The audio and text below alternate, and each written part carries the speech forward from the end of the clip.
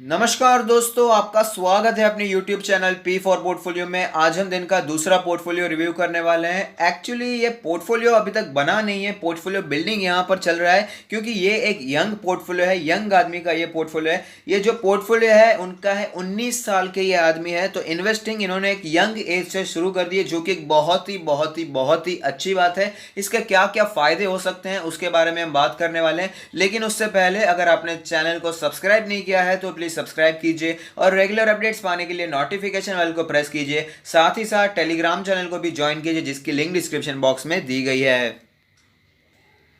तो यहाँ पर इन्होंने कमेंट किया है कि I wanted to discuss something regarding long term investment. I am currently 19 years old and I have started investment. I have not kept a particular amount to invest, but I do have a time horizon of for at least 10 years. The stocks which I am looking for are stocks की list के बारे में बाद में बात करेंगे, लेकिन सबसे पहले मैं आपको कॉन्ग्रेचुलेशंस करना चाहूँगा कि आपने 19 years की उम्र से ही इन्वेस्टिंग करना शुरू कर दिया, जो कि बहुत ही अच्छी बात है। और यहाँ पर सिर्फ 10 सालों के लिए क्यों, आप यहाँ पर 40 सालों के लिए इन्वेस्ट कर सकते हैं। आपकी रिटायरमेंट एज को तो 40 साल बाकी है, 60 के बाद रिटायर होने के बारे में सोचना है, तो आपके पास सिर्फ 10 साल नहीं, आपके पास 40 साल है। तो आप सोच सकते हैं कि कितना एक्सपोनेंशियल ग्रोथ आपके पोर्टफोलियो में हमें दिखाई दे सकता है। और भले ही आपके पास अभी कोई पर्टिकुलर अमाउंट नहीं है इन्वेस्ट करने के लिए, लेकिन जैसे जैसे आपकी उम्र बढ़ेगी, आप कोई बिजनेस करेंगे, आप कोई जॉब पर करेंगे, आपकी रेगुलर इनकम होगी, तो उससे भी आप इन्वेस्टमेंट के बारे में सीख सकते हैं। और छोटी उम्र में इन्वेस्ट करने का जो फायदा होता है मैं आपको बताना चाहूंगा। सपोज कि आप इन्वेस्ट करना शुरू कर रहे हैं 30 के बाद, यानी कि आपकी एज हो गई है 30,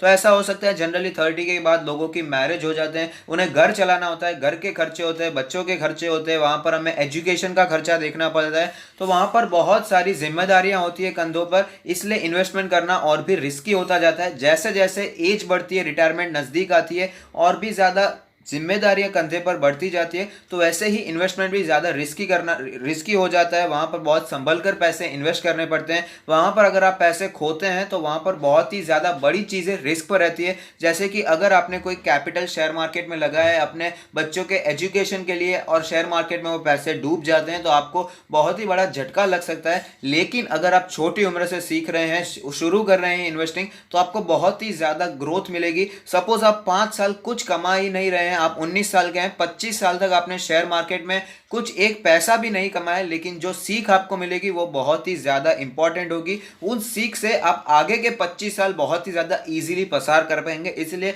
सबसे पहले मैं बहुत ही ज्यादा कॉन्ग्रेचुलेशन आपको देना चाहूंगा कि छोटी उम्र में इन्वेस्टिंग करना शुरू कर दिया, जो कि एक बहुत ही अच्छी बात है। तो यहां पर स्टॉक्स के बारे में भी आप डिस्कस करेंगे। तो यहां पर आपने कहा है एक आईटी का स्टॉक आप लेना चाहते हैं, इन्फोसिस या टीसीएस में से एक लेना चाहते हैं। दोनों ही अच्छी कंपनी है, धमाकेदार कंपनी है, किसी भी एक स्टॉक को आप सिलेक्ट कर सकते हैं। नेक्स्ट आपने कहा है एक या दो finance stock, Bajaj finance, HDFC bank, HDFC life, ICICI prudential life insurance, SBI life insurance. तो यहां पर आपको फाइनेंस में तो बहुत सारी कंपनीज मिलेंगी,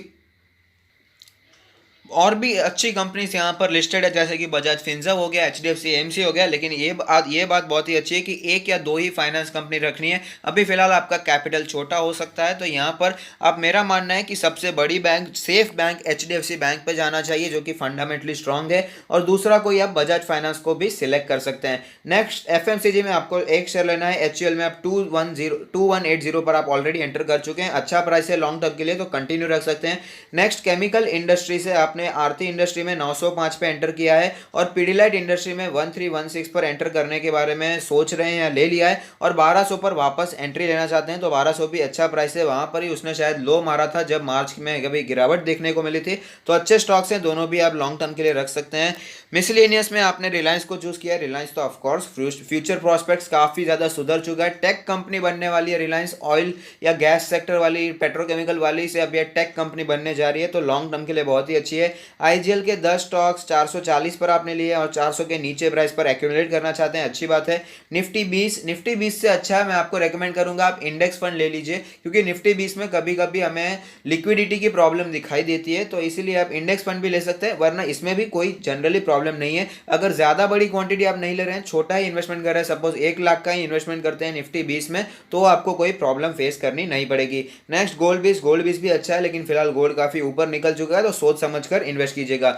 नैस्डैक 100 ETF अच्छा है, लेकिन मैं आपको रेकमेंड करूंगा कि नैस्डैक के अलावा S&P लीजिए, क्योंकि नैस्डैक में सिर्फ और सिर्फ टेक स्टॉक्स ही ज़्यादा दिखाई देते हैं। यानी कि हम कह सकते हैं कि यूएस का ये निफ्टी IT है, तो किसी भी एक सेक्टर पे पूरा भरोसा नहीं रखना चाहिए, यहाँ पर थोड़ा सा डाइवर्सिफाइड होना ज़रूरी है। तो S&P 500 यहाँ पर अच्छी चॉइस है। नेक्स्ट है रिलैक्सो पे आपने इन्वेस्ट किया है 588 के प्राइस पर, तो यहाँ पर लॉन्ग टर्म के लिए काफ़ी अच्छा है। I have already bought 2 HUL, 1 Aarti, 1 Pidilite, 4 IGL, 4 Relaxo and will buy others at a cheaper price. अच्छी बात है, यहाँ पर आपने अच्छे प्राइस पर लिया है। 19 साल की उम्र में ही आप समझ चुके हैं अच्छे प्राइस पर लेना भी उतना ही जरूरी है जितना कि अच्छे स्टॉक्स को लेना, जो कि बहुत ही अच्छी बात है। लॉन्ग टर्म के लिए बने रहिए, आपका फ्यूचर काफी ज्यादा मुझे ब्राइट दिखाई दे रहा है। तो यहाँ पर मैं आपको कॉन्स्टेंटली आपको अच्छे स्टॉक्स अच्छे समय पर बताता रहूंगा जो कि अच्छे प्राइस पर आते हैं, तो आप उसे अपने पोर्टफोलियो में ऐड कर सकते हैं। अभी फिलहाल आपकी सीखने की उम्र है, तो यहाँ पर स्टॉक मार्केट में अपने ज्ञान लेते रहिए, फंडामेंटल्स को सीखिए, टेक्निकल्स को सीखिए, और फंडामेंटल एनालिसिस में शुरू करने ही वाला हूँ, उसके बाद टेक्निकल एनालिसिस भी करेंगे। तो वहां पर आप अभी फिलहाल ज्ञान लीजिए, मार्केट को समझिए, अप्स एंड डाउन्स को समझिए, कैसे फियर और ग्रीड, कैसे मार्केट में इमोशंस काम आता है उसके बारे में समझिए, और लॉन्ग टर्म में आप बहुत ही ज्यादा अच्छा पैसा बना सकते हैं। तो all the best for your future. आपका फ्यूचर मुझे काफी ब्राइट दिखाई देता है। तो अगर आपको ये वीडियो पसंद आया है तो लाइक कीजिए, शेयर कीजिए, कमेंट कीजिए, सब्सक्राइब कीजिए और मुझे मोटिवेट कीजिए। Thank you, stay happy, happy investing.